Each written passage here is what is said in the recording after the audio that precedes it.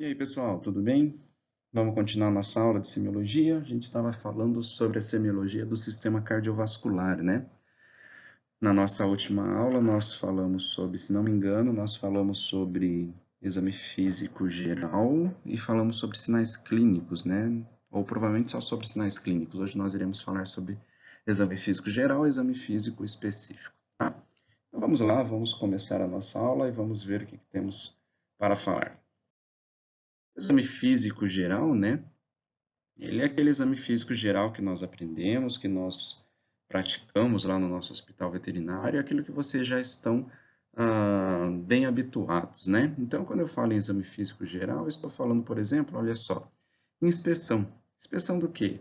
Cabeça. Nossa, mas o que eu vou inspecionar na cabeça? Simetria de estrutura, TPC, coloração de mucosa, se tem alguma doença inflamatória, alguma doença ah, dentária, né, no caso, se tem alguma secreção nasal e que tipo de secreção é essa. Normalmente o narizinho ele fica meio úmido, né? Só que não pode ter uma secreção, não pode ter secreções esbranquiçadas, nem nada demais, certo? Coloração de mucosa e os nossos linfonodos submandibulares. Então aqui é só recapitulando aquilo que a gente já viu na aula de exame físico geral, né? Como que nós vamos avaliar de uma forma geral os nossos pacientes, tá? E agora partimos para o nosso exame físico específico. Então, o exame físico específico voltado para o sistema cardiovascular, tá?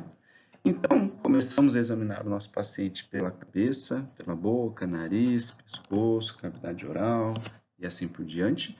E agora vamos partir para um exame físico mais específico e vamos lá no pescoço. Nossa, mas espera aí, o que tem a ver o pescoço com o exame físico voltado para o sistema cardiovascular? Eu já digo para vocês, eu vou começar aqui embaixo. Olha só, lembra que um dos principais sinais clínicos que um paciente cardiopata apresenta é tosse, é isso?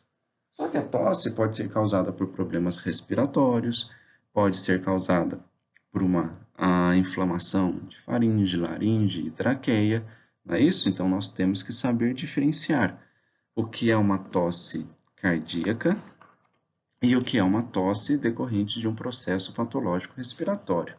Então olha só, temos uma doença chamada de colapso de traqueia ou também temos uma inflamação de traqueia que nós chamamos de traqueite. E ambas as situações vai fazer com que o nosso paciente tenha muita tosse, mas muita tosse mesmo, não é isso?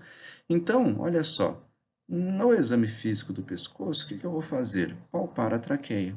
Mas por quê? Porque normalmente um sinal clínico que o proprietário vai vir relatando para vocês é o quê? A tosse que esse animal apresenta, não é isso? Então, aí nós vamos lá na traqueia do animal e vamos começar a palpá-la. Por quê?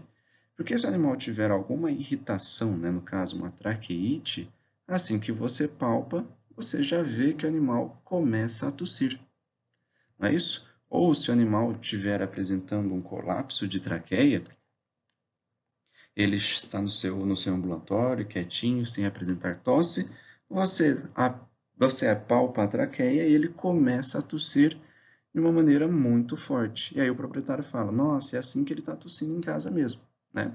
E aí você consegue diferenciar se essa tosse é cardíaca ou se essa tosse é decorrente de um processo de traqueia ou um processo respiratório. E aí a gente vai avaliar o tipo dessa tosse, não é isso? Logicamente, o histórico clínico de um paciente cardiopata, por exemplo, a tosse, né, o sinal clínico da tosse, é um sinal clínico crônico, né, de evolução lenta. Já um animal que apresenta uma traqueite, ou um animal que apresenta, por exemplo, um colapso de traqueia, essas tosses são mais agudas, né? Agudas, não começaram faz muito tempo, ou tem os episódios que elas acontecem, certo? No pescoço também nós vamos avaliar isso daqui que nós chamamos de pulso jugular. Mas espera aí, jugular é uma veia, não é isso? É a veia que está drenando o sangue da região da cabeça e pescoço e levando para o coração. E se é uma veia, ela não tem pulsação, não é isso? Somente a artéria ela tem pulsação. Ok, mas quando a gente fala em pulso jugular, vocês que têm animal em casa, façam o seguinte. Façam o garrote logo na entrada do tórax do seu animalzinho e percebam a jugular, percebam essa veia jugular dele. Identifiquem a região e o local onde está localizada essa veia jugular, ok? Logo na entrada do tórax, é comum essa veia jugular apresentar uma certa pulsação. Por que que isso acontece? Pela proximidade dela com o coração. Não é isso? Então quer dizer que o coração contrai, relaxa, e esse reflexo dessa contração, ou melhor, essa contração, ela se reflete na veia jugular, mas somente nessa veia jugular próximo à entrada do tórax, certo? Isso, logicamente, é mais fácil de visualizar em animais magros, animais que não têm uma pelagem muito abundante e animais de grande porte. Okay? Aquele animalzinho gordinho, peludinho que você tem, às vezes não é possível visualizar isso. Se o seu paciente apresentar presença de pulso jugular, então vamos pensar o seguinte: aqui é a cabeça do animal e aqui é o tórax do animal, ok? Um desenho bem estranho, né? Tudo bem. E aqui, região do pescoço. E isso que está marcado em azul nada mais é do que a nossa veia jugular, tá? Então aqui vamos desenhar, pronto. Identifiquei veia jugular. Lembra que eu falei para vocês? Ela pode apresentar pulsação nessa partezinha aqui, próxima à entrada do tórax. Se essa veia jugular apresentar pulsação em todo o seu trajeto, o que significa? Significa que o coração que está aqui, né? Então, olha só, aqui o coração está recebendo o sangue dessas veias jugulares e quer dizer que esse coração, ele não consegue ou ele não está conseguindo mandar este sangue para frente e aí a jugular, ela apresenta essa pulsação, tá? Então, isso é mais comum de se ver nos animais cardiopatas e animais magros e de grande porte. Chegando ao tórax, o que nós já começaremos a perceber, né, é o tipo de respiração. Lembrando que a respiração padrão, a respiração abdominal, é aquela respiração tóraco-abdominal, não é isso? Ou seja, o animal utiliza tórax e abdômen para expandir o volume torácico e assim, portanto, ocorrer a entrada do ar e as trocas gasosas, não é isso? Quando o animal apresenta uma respiração abdominal, mais abdominal do que torácica ou exclusivamente abdominal, significa que é uma forma compensatória, né? Vamos pensar da seguinte maneira: eu estou jogando futebol, trombaram comigo e eu quebrei, eu trinquei a minha costela. Logicamente, isso vai causar uma dor muito grande. Então, eu vou evitar expandir o tórax, né? E expandir mais a cavidade abdominal para a entrada do ar na região torácica, não é isso? Então, quando eu tenho uma apresentação, quando eu tenho um tipo de respiração abdominal, isso é uma forma compensatória, tá? Para compensar algum problema torácico, no caso, não é isso? Ou também devemos lembrar, né? Imagine que eu tenho um edema pulmonar, que é causado e que ocorre nas doenças cardíacas, né? Então, um edema pulmonar, meu pulmão está todo comprometido, eu tenho que tentar expandir ao máximo essa cavidade torácica, né? Utilizando o abdômen para isso. Vamos palpar o tórax também, para quê? Principalmente para ver se tem enfisema, né? O que é enfisema subcutâneo? É o acúmulo de ar no subcutâneo. Isso decorrente de fraturas de costela com perfuração de pulmão, tá? E vamos identificar também isso que nós chamamos de ponto de máxima intensidade, que nós iremos identificar isso no lado esquerdo, ok? Onde a gente vai colocar a mão sobre o tórax do lado esquerdo e vamos sentir o local onde eu tenho um maior som, digamos assim, onde eu tenho maior impacto, que é o que nós chamamos de ponto de máxima intensidade, que é o fechamento da válvula atrioventricular mitral, no caso, né? A gente vai ver sobre isso também. Então, quando a gente chega no tórax, vou inspecionar e vou palpar. E a parte mais importante, né, do nosso exame físico específico voltado para o sistema cardiovascular, lá no tórax, é a auscultação. O que eu vou identificar nessa auscultação? Primeiro, eu vou contar, né, ver a frequência cardíaca. Isso nós também já vimos lá no nosso exame físico geral, né? Lembra que eu falei para vocês? Coloquem o estetoscópio e contem quantos batimentos o coração está apresentando. Então, contar a frequência cardíaca nós já sabemos. Agora nós vamos identificar os focos de auscultação, né? Para identificar possíveis sopros, que a gente vai falar daqui a pouquinho. Logicamente, a auscultação do tórax depende do quê? De estetoscópio, um bom estetoscópio, né? Nós temos estetoscópios que custam desde R$ 80 até R$ 2.000, né? Então, provavelmente a qualidade será bem diferente também, tá? Um ambiente tranquilo e sem ruídos externos, né? Sem ventilador barulhento, sem ar-condicionado barulhento, sem o proprietário ficar conversando com você, sem o animal ficar respirando com uma boca aberta, ou o gatinho ronronando, ou enfim, qualquer situação dessa, né? Então, preciso de silêncio e uma boa contenção do nosso paciente, tá? Só assim a gente consegue fazer uma boa auscultação. E uma ótima auscultação cardíaca, ela depende aí, ela precisa que você fique auscultando por pelo menos uns 5 minutos, né? Então, não é só vocês compararem. Quando vocês forem no médico, ele forem auscultar vocês, ele coloca o estetoscópio no tórax de vocês, não dá nem tempo, né? Ele coloca e já tira, coloca e já tira. Logicamente, uma boa auscultação depende de um bom tempo, né? Um bom tempo para auscultar. Então, o diafragma, só para a gente entender, tá? O diafragma, desculpa, o estetoscópio, o diafragma trocado.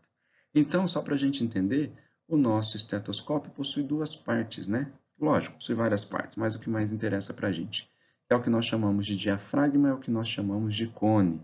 Isso daqui, essa partezinha maior do nosso do nosso estetoscópio, desculpa, é o diafragma, tá? E essa partezinha mais fininha, né, mais estreita, é o que nós chamamos de cone, tá? Normalmente, essa parte do estetoscópio é cambiável, né? Você gira e pode colocar ou nessa porção do diafragma ou nessa porção do cone. Por quê? Diafragma, ruídos de alta frequência, cones, ruídos de baixa frequência. Então, vamos pensar num gatinho, num cãozinho pequeno, num filhotinho. Logicamente, nós vamos utilizar o cone para auscultar, ok? E aí tem os nossos focos valvares, pulmonar, aórtico e mitral, que nós chamamos de PAN, tá? Nós vamos fazer um triângulo, eu vou mostrar a imagem para vocês. Onde que nós vamos auscultar esses focos? Pulmonar, foco aórtico e foco mitral, do lado esquerdo do tórax. Terceiro, quarto e quinto espaço intercostal esquerdo, ok? Então, pulmonar, aórtico e mitral, que significa o quê? Minha válvula pulmonar, minha válvula aórtica e a minha válvula mitral. Elas serão auscultadas do nosso lado esquerdo, tá? E quando nós falamos em tricúspide, nós falamos do lado direito, quarto espaço intercostal, direito no caso, tá? Esse choque pré-cordial é aquele ponto de máxima intensidade que a gente já havia falado. Lembra? Vocês vão colocar a mão sobre o tórax, do lado esquerdo, e vão sentir onde que tem o maior choque, né? Onde tem a maior intensidade de som. Isso nós chamamos de ponto de máxima intensidade, que nada mais é do que o nosso foco mitral. Então, se eu achei o foco mitral, fica simples de achar o pulmonar e o aórtico, que eu vou mostrar no desenho para vocês agora no nosso próximo slide, tá? Mas lembrem-se sempre disso, lado esquerdo, pulmonar, aórtico, mitral, lado direito, tricúspide. Então tá aqui, ó, lado esquerdo do animal, foco pulmonar, aórtico e mitral, ok?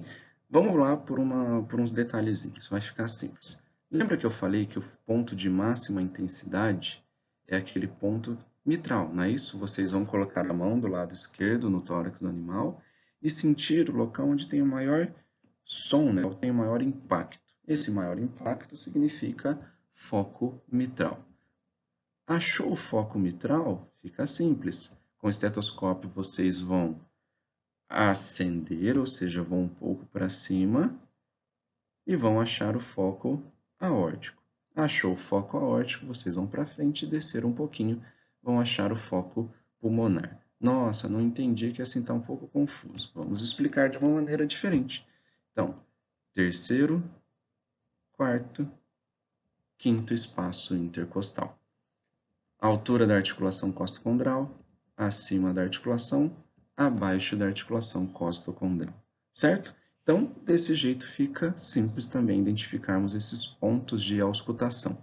Lógico, para começarmos, o que eu falo, o que eu indico para vocês? Coloquem a mão no tórax do animal. Com a sua mão, você vai sentir um local de intensidade, né? Você vai sentir alguma coisa pulsando na sua mão. Pronto, isso é o foco mitral. A partir daí, vai para cima, vai para baixo. Forma esse triângulozinho que é o nosso foco de auscultação, ok? Nós vamos treinar isso. Logicamente, nas primeiras vezes a gente não vai conseguir identificar muita coisa, mas é o treinamento, não é? É a rotina que vai fazer vocês ficarem bons na auscultação. E o nosso foco tricúspide está localizado do lado direito. E aqui o nosso foco tricúspide, né, localizado no quarto espaço intercostal, na altura da articulação costocondral. Tá? Logicamente, é um foco de menor intensidade e a gente vai conseguir detectar. Para auscultar pulmões, né, a gente vai nas porções mais superiores, mas daí depois, num outro momento, nós iremos falar sobre isso. E aí, o que nós vamos auscultar? Nós vamos auscultar o que nós chamamos de bulhas cardíacas, que são a primeira bulha e a segunda bulha. O que significa isso? Tá? Primeira bulha é o é um som mais grave, mais apagado. Segunda bulha é um tá, ok? É um som leve, é um som mais estalado, digamos assim, tá? Primeira bulha, olha só, fechamento das válvulas atrioventriculares, mitral e tricúspide. Para minhas válvulas atrioventriculares fecharem, meu coração está em sístole, não é isso? Ele está contraindo para ejetar esse sangue. Segunda bolha cardíaca, ou S2, né, é o fechamento das nossas válvulas semilunares, aórtica e pulmonar, tá?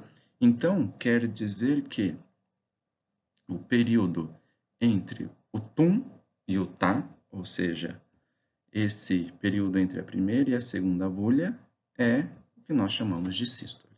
E o período entre o tá e o tum é o que nós chamamos de diástole, certo? Então, logicamente, para as minhas válvulas semilunares aórtica e pulmonar abrir, não é isso? Desculpa, fechar significa que meu coração está em diástole, tá? Então é isso que nós iremos auscultar no momento da auscultação torácica. E na auscultação, o que nós vamos identificar, logicamente, frequência, ritmo cardíaco, e dessas bulhas nós podemos identificar se tem presença ou não dos sopros cardíacos, né? O que são esses sopros cardíacos, né? São sons, olha só, vamos ler a definição aqui, ó. Sons oriundos de vibrações auscultadas durante o período que deveria haver silêncio, tá? Então, olha só, o coração teve a sístole e entrou em diástole. Entre esse período, nós deveríamos ter silêncio. Quando nós temos um sopro, é quando o fluxo sanguíneo ocorre nesse momento de silêncio. Tá? Então, olha só, indica turbulência no fluxo sanguíneo, tá? No interior do coração, ou seja, uma válvula cardíaca não se fechou corretamente e agora esse sangue ele é regurgitado para um local onde ele não deveria, né? E isso tem um som de sopro. Então, os sopros cardíacos eles são classificados em alguns parâmetros, né? Por exemplo, quanto ao tempo de ocorrência e quanto à audibilidade. Tá? Vamos começar por esse que é mais tranquilo. Nós vamos classificar usando uma tabelinha de 6 graus, ou seja, desde o grau 1 até o grau 6, ou seja, de um sopro de baixa intensidade até um sopro de máxima intensidade. Ok? Já eu mostro essa tabela para vocês. Temos também um sopro em decorrência em relação ao tempo de ocorrência. Tá? Um sopro sistólico entre primeira e segunda bulha ou um sopro diastólico entre segunda e primeira bulha, certo? E também um sopro contínuo, né? Tanto em sístole quanto em diástole, ok?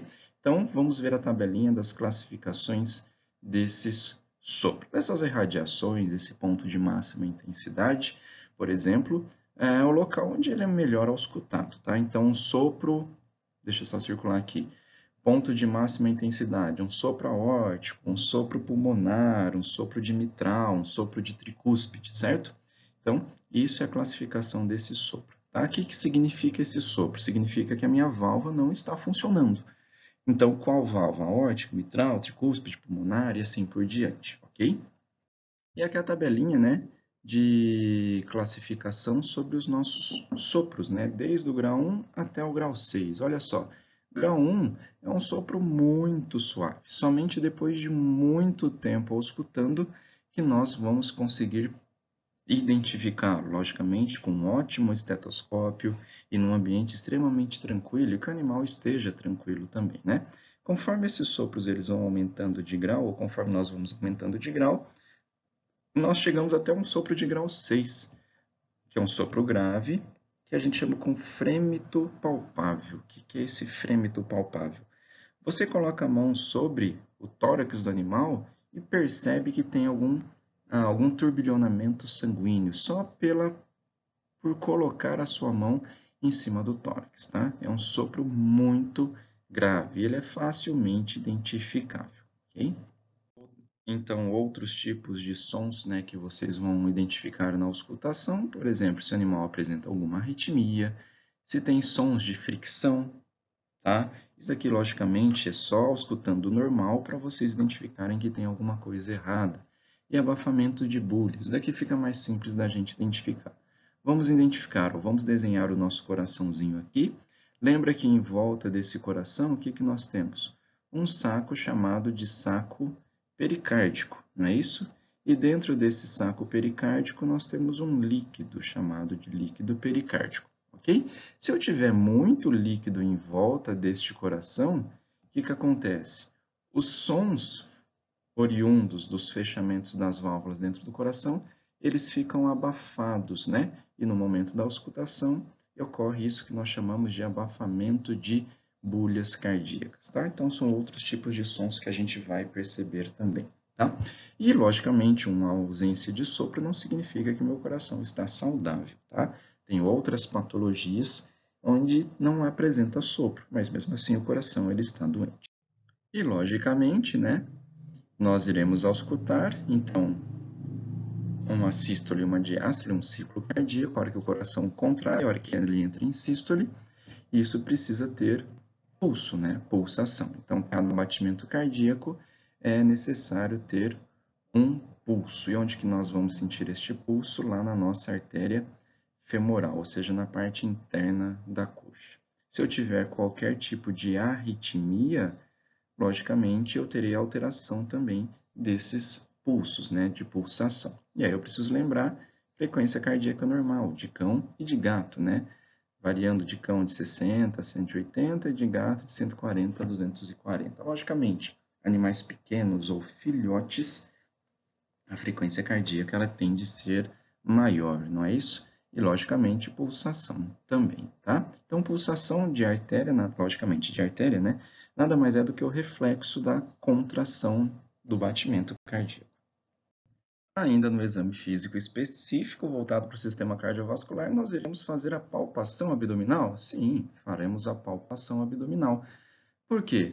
Lembra que eu falei para vocês de sinais clínicos? Um dos sinais clínicos é aumento de volume abdominal causado por uma coleção de líquido livre, né? Ou seja, causado por uma ascite, ou até também por aumento dos órgãos, né? Como aumento de fígado e aumento de baço, que nós chamamos de hepatomegalia e esplenomegalia, ou hepatoesplenomegalia, né?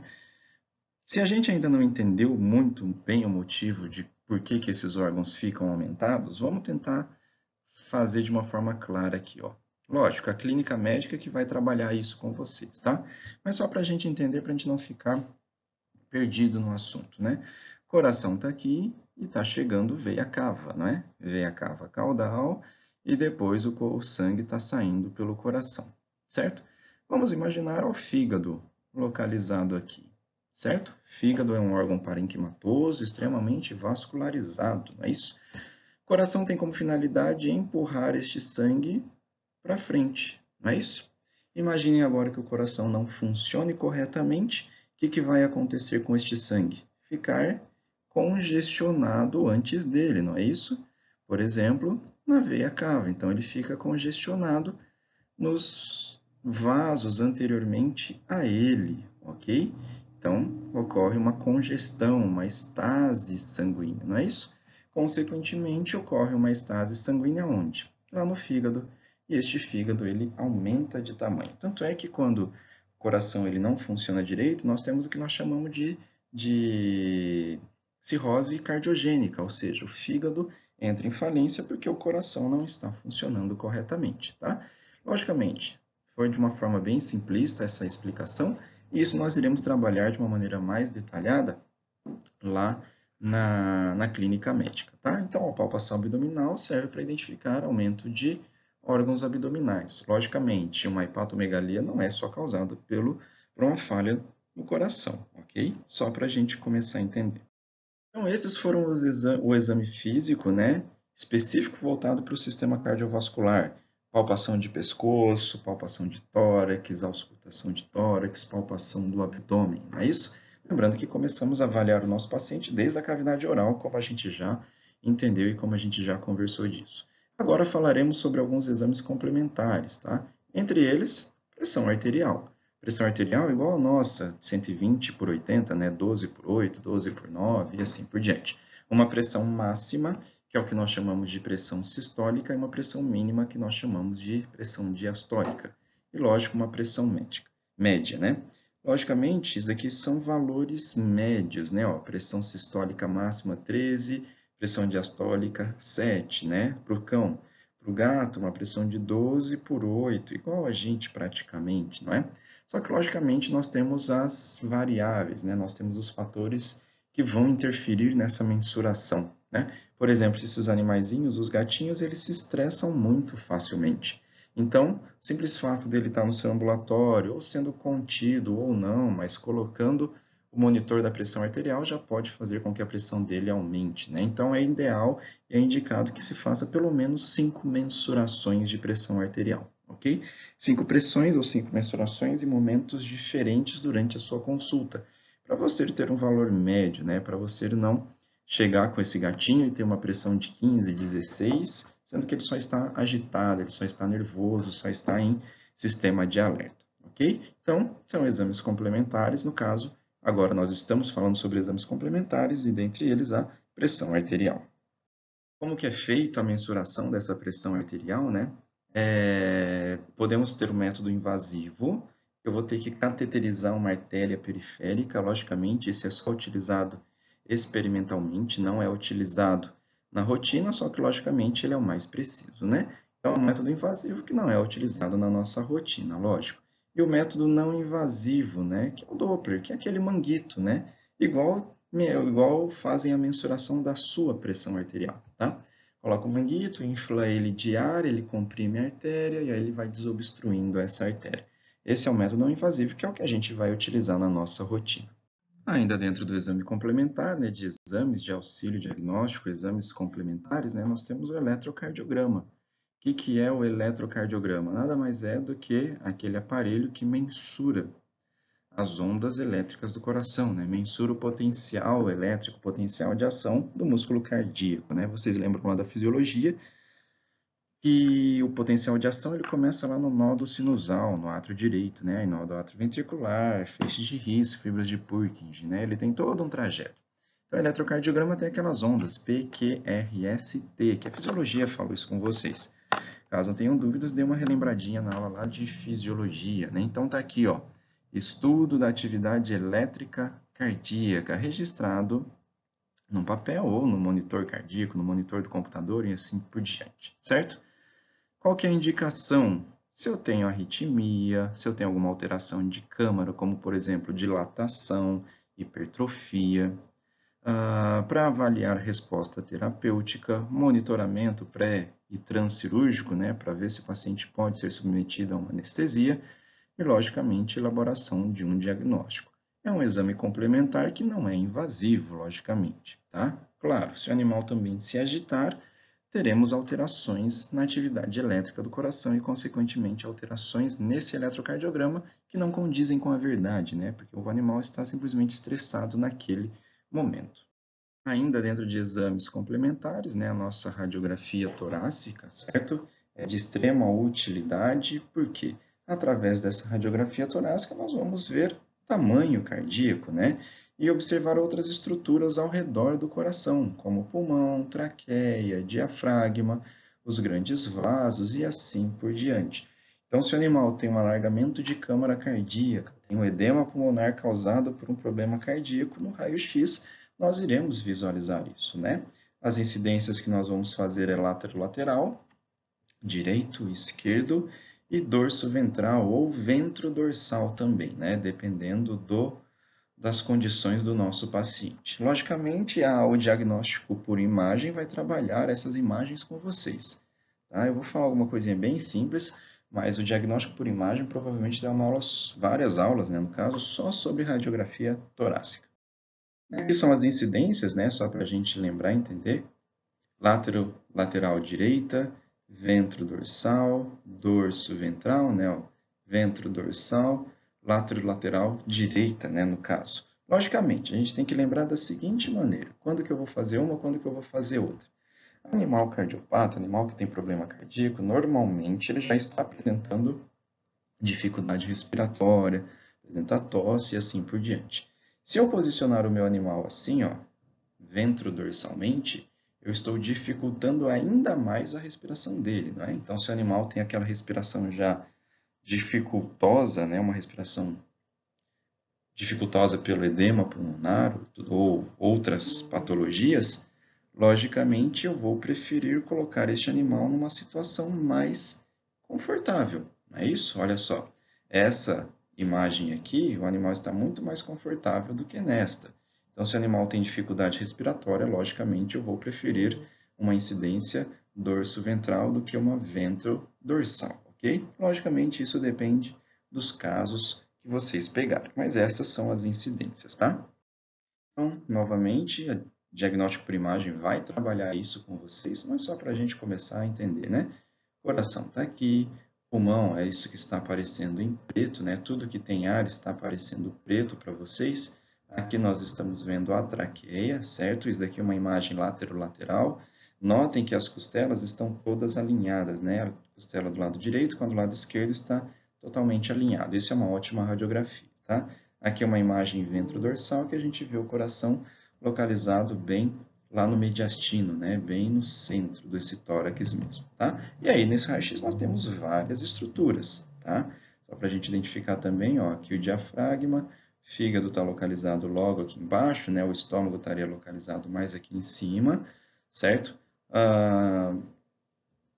Diagnóstico por imagem vai trabalhar isso com vocês. E é isso que a gente precisa compreender, né? Quem que é o lado direito, quem que é o lado esquerdo. Então, tudo isso aqui é o lado direito do coração, né? Tudo isso daqui é o lado esquerdo do coração, as veias pulmonares chegando aqui, né? Olha a nossa aorta abdominal saindo aqui, a veia cava caudal, no caso, né? Ó, veia cava caudal, tá? Então, tudo isso a gente vai observar no raio-x. Mas, novamente, eu vou deixar isso para o diagnóstico por imagem trabalhar com vocês, ok? Pelo raio-x também tem como mensurarmos, né, o tamanho desse coração, que é o que a gente chama de VHS, tá? Vamos traçar duas linhas imaginárias, uma da base até o ápice do coração e uma linha com ângulo de 90 graus, né? Vamos mensurar o tamanho dessas linhas em centímetros e vamos colocar nas nossas vértebras torácicas, tá? Lógico, falando desse jeito fica meio difícil de entender mesmo, tá? Mas só para a gente ter uma noção. Ou eu explico isso quando voltarmos nas nossas aulas presenciais, ou provavelmente o diagnóstico por imagem mostrou isso para vocês, né? O tamanho normal do coração é até 10 vértebras e meio, tá? Então, eu mensuro isso daqui, coloco essas linhas nas minhas vértebras torácicas e vou contar quantas vértebras deram, né? Se tiver maior que 10,5, significa que esse coração está aumentado de tamanho. Aqui nessa imagem a gente consegue visualizar exatamente isso. Essa linha vermelha da base até o ápice, certo? Deu 5,1, digamos, enfim. Você vai mensurar e vai ver quantos centímetros isso vai dar. Quarta vértebra torácica, você coloca essa linha e marca do começo até o final dela. Aqui no caso está falando que deu 5 vértebras torácicas, ou 5,1 vértebras, tá? Essa linha com angulação de 90 graus, você vai marcá-la e mensurá-la também, e vai colocar cranial a quarta vértebra torácica e vai medir quantas vértebras deram. Isso daqui deu 4,4. 5,1 mais 4,4 dá 9,5. Significa que o meu VHS está normal, então quer dizer que o tamanho deste coração está normal. Novamente, diagnóstico por imagem vai falar isso para vocês. Por isso que eu falei de uma maneira bem mais simplista, né? De uma maneira bem mais simplificada. E pelo raio-x torácico, né, nós vamos visualizar outras estruturas, ó, uma neoplasia de timo, outra neoplasia desse órgão linfóide, ou este pulmão totalmente tomado, né, por neoplasias. Então, isso é uma metástase pulmonar, tá? Estado bem grave, logicamente, tá? Se vocês observarem nessa primeira imagem, ó, deixa eu apagar aqui. Se vocês observarem nesta primeira imagem, notem que este volume, ou esta neoplasia, está deslocando a minha traqueia dorsalmente, né? O coração está aqui, ó. Está espremidinho aqui. Então, provavelmente, este animal também está apresentando tosse, tá? E aí, a gente começa a imaginar que possa ser o coração, certo? Mas, nesse caso, é por causa de uma neoplasia. Aqui nós vemos um coração com uma efusão pericárdica gigantesca, né? Ah, esse coração não está dilatado? Pode estar dilatado também, tá? Só que olha só, esse coração ele tem um formato globoso, um formato redondinho, bem bonitinho, né? Significa que eu tenho líquido, que eu tenho efusão pleural. Eu tenho um líquido nessa cavidade, uma efusão pericárdica, tá? Falei pleural trocado, tá? Então corrijam aí na anotação de vocês. Uma efusão pericárdica. Por isso que dá esse formato redondo, esse formato globoso no coração, né? E notem também que, olha só, a traqueia também está deslocada. Ela chega aqui e desloca dorsalmente.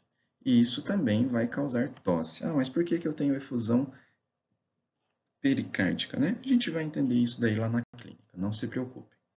E por fim, um outro exame complementar muito utilizado, que também não é invasivo, é o ecocardiograma, né? O que é o ecocardiograma? Nada mais é do que a ultrassom do coração. É um método não invasivo, certo? Aí ele sim vai mostrar toda a anatomia e toda a funcionalidade do coração, né? Vai mostrar se ele está dilatado, se o músculo cardíaco está hipertrofiado ou não, certo? É um método diagnóstico não invasivo, extremamente importante. Então, aqui, né, o que a gente consegue ver principais alterações, dilatação, se a válvula funciona ou não, se a musculatura está hipertrofiada, se eu tenho neoplasia, se eu tenho defeitos anatômicos, enfim. Todas as alterações que antigamente só eram observadas pós-mortem, agora a gente consegue visualizar isso em tempo real. Ah, mas o raio-x não mostra se o coração está dilatado ou não? Mostra. Só que ele não mostra para a gente se o músculo cardíaco está hipertrofiado ou não, se a câmara cardíaca está dilatada. Isso que o raio-x não mostra e o ecocardiograma ele vai mostrar para a gente. Ok? Então é isso, pessoal. Com essa aula nós encerramos, né, a nossa parte de semiologia do sistema cardiovascular. Espero que tenham gostado. Façam suas anotações e venham tirar as dúvidas comigo via WhatsApp, e-mail, enfim, qualquer plataforma digital. Qualquer coisa também, se tiver uma dúvida muito comum a todos, podemos abrir um chat online, fazer um momento para tirar essas dúvidas online também, ok? Espero que tenham gostado e é isso. Grande abraço a todos e até a nossa próxima aula.